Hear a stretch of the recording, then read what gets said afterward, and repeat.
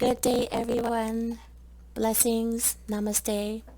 Amazing, amazing time to be here and alive on this planet with all this change. And we are going to continue our talk about the rest of the six human needs. Our last video, we were talking about certainty, and then we were also talking about variety. And this time, we're actually going to be talking about the third basic human need, which is significance. So before we get to that, show reel.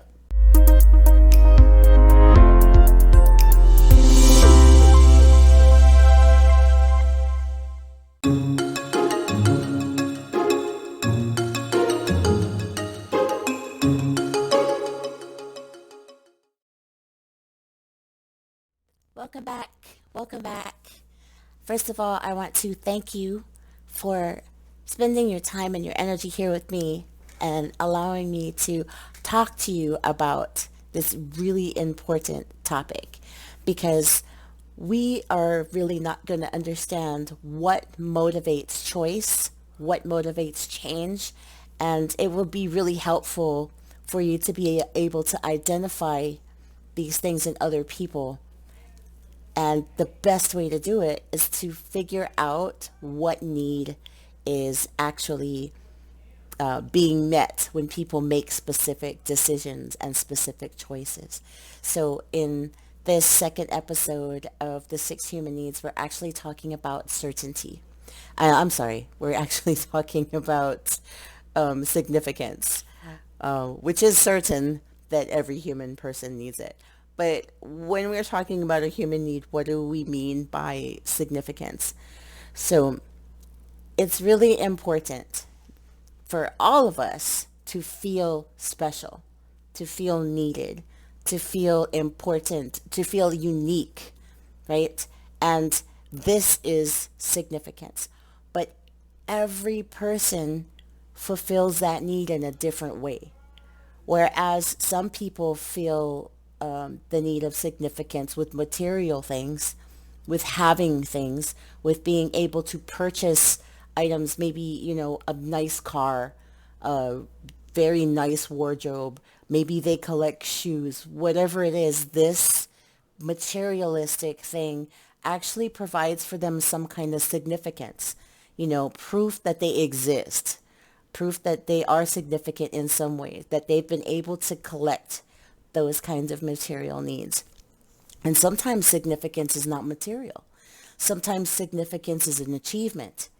Whether you have got your doctorates, you finished your master's, you ended up making your way, blazing your way, becoming successful without having college. Whatever it is, sometimes for you, your significance is actually your accomplishments or the need to continue to accomplish, because this is how you base your significance, your value here in your lifetime. And then for some people, it's not materialistic things and it's not achievements. It's actually how people see you. So maybe when you're talking about the need for significance, maybe your significance is, you're placing that need outside yourself. So you really care more about how other people see you. So standing in the community, power, any kind of position that you might hold, right? Then maybe your position and your power or your ability to do things actually is how you provide this need of significance. Something as simple as being able to spend money can make you feel really significant. And for some people, being able to actually help, for some people, significance is actually the ability to do, right? To be more, do more, say more in order to affect others. So your authority, sometimes people's authority actually helps them with their significance. And, because everyone looks at their significance in a different way, you can actually key in why a person might be motivated to do a specific thing.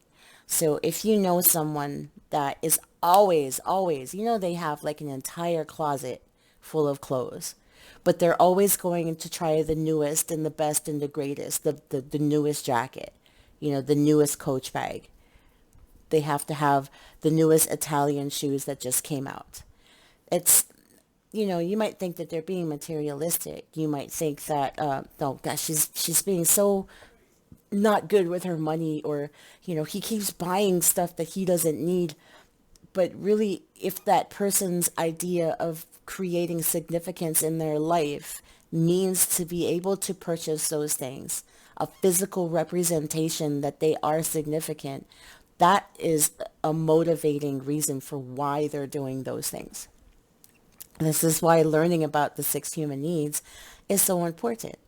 It's because when you can identify that these people have to fill these needs, then you can start to think, oh, that might be what motivated to take these particular choices in life, that they decided to do these particular actions because they're fulfilling a need.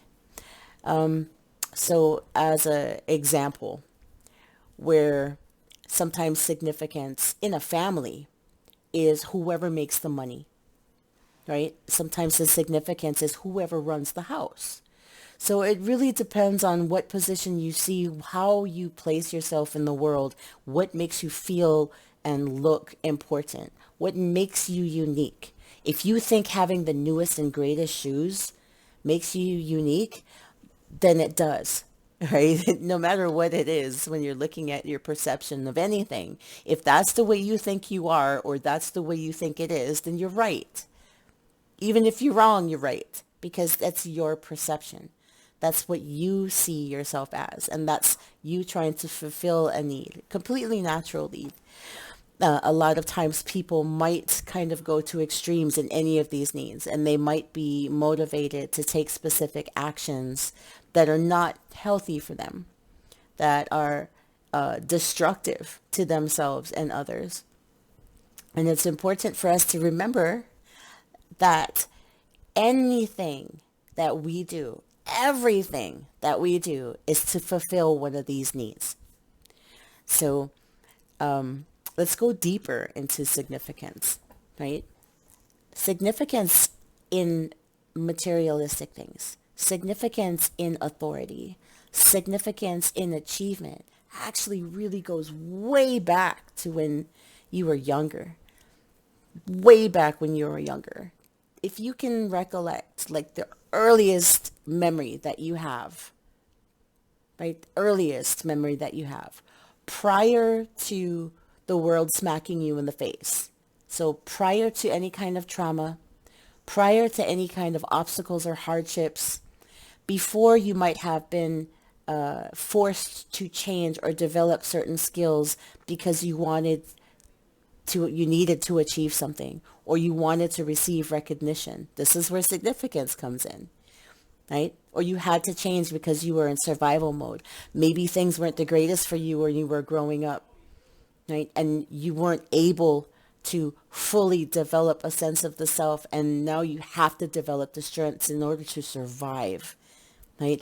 This is what changes our significance. This is what forms the basis for what we feel and see is certainty.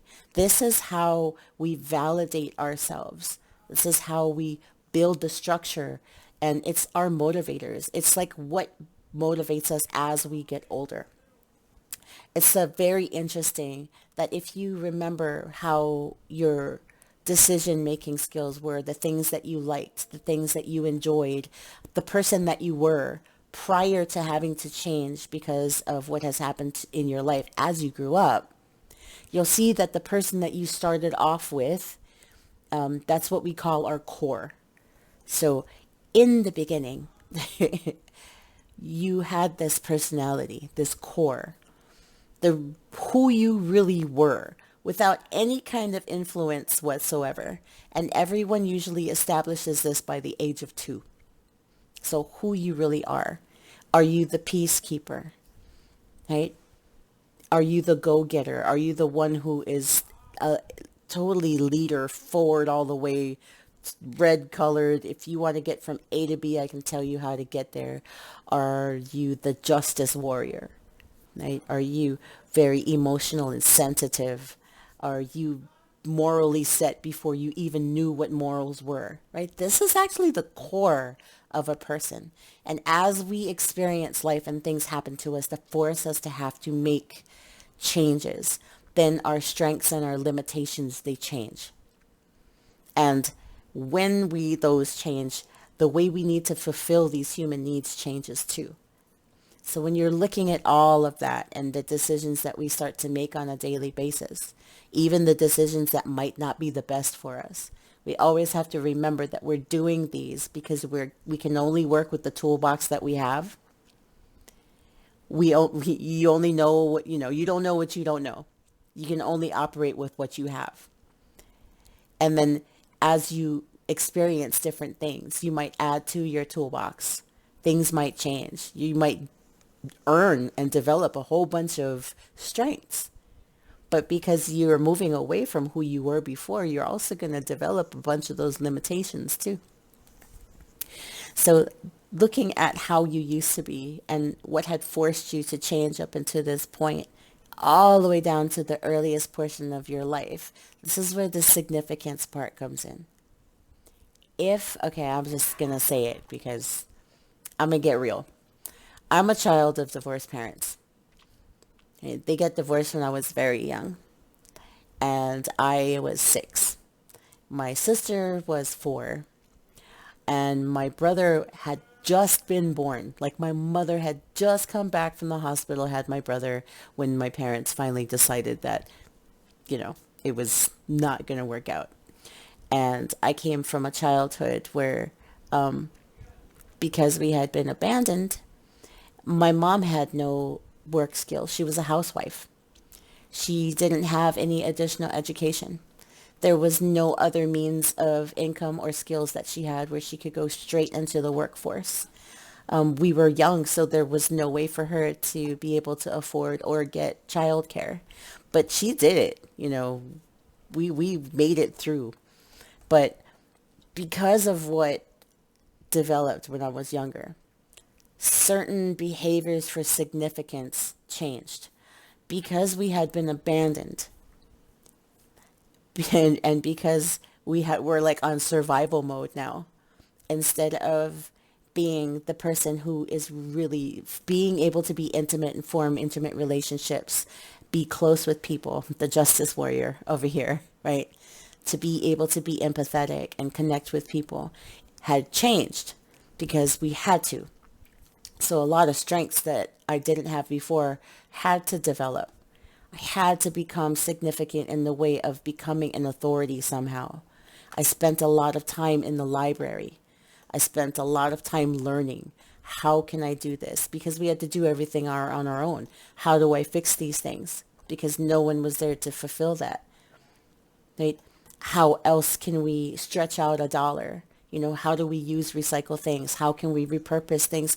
I started becoming the person that had to learn all these things because there was a certain responsibility I had as the oldest child, right? And I was consistently reminded that I was the oldest child. So it starts to build something, a foundation for where your motivation comes for significance. So significance for me was not the ownership of things because we had nothing. We were poor. Half the time, I don't even know how we had a place to live. I remember living off of ramen and some Spam and whatever guavas or mangoes fell off the tree because, oh my gosh, luckily we're in Hawaii. So there's some kind of fruit somewhere that's going to fall off a tree that you can eat. But as the city grows and the neighborhoods grows and the groves go away and the trees end up going away, then we ended up having less and less ability to get food. So my significance, the way I do it is it's really important to me to be able to stand out in being the person who is you can count on, being the person who knows a lot of things, the person that you would go to that can help you get from A to B, the person where you ask a question, either I know that answer to that question or I will go find out for you. That was the kind of person I was. My knowledge, my ability to learn and my ability to teach became what makes my significance. And for me, that's what it is. As I do these videos, as I teach people, as I do my coaching, everything that I'm doing in this particular region that I enjoy doing, I'm actually fulfilling a personal need.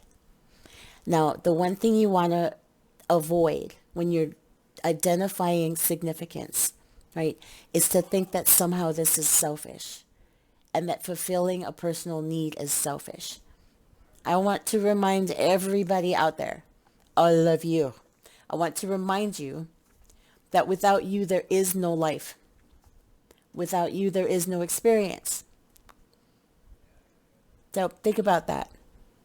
You cannot fill others' cups if your cup is empty.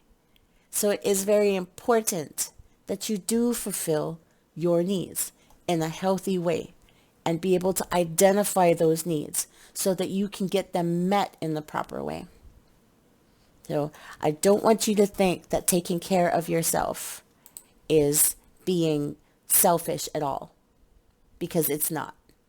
Self-care and being aware of what your needs are is actually extremely healthy, and growing that kind of awareness for yourself and being able to know what you're dealing with will give you the ability to see that in other people, because life is a mirror and everything that you see outside you only already exists inside you.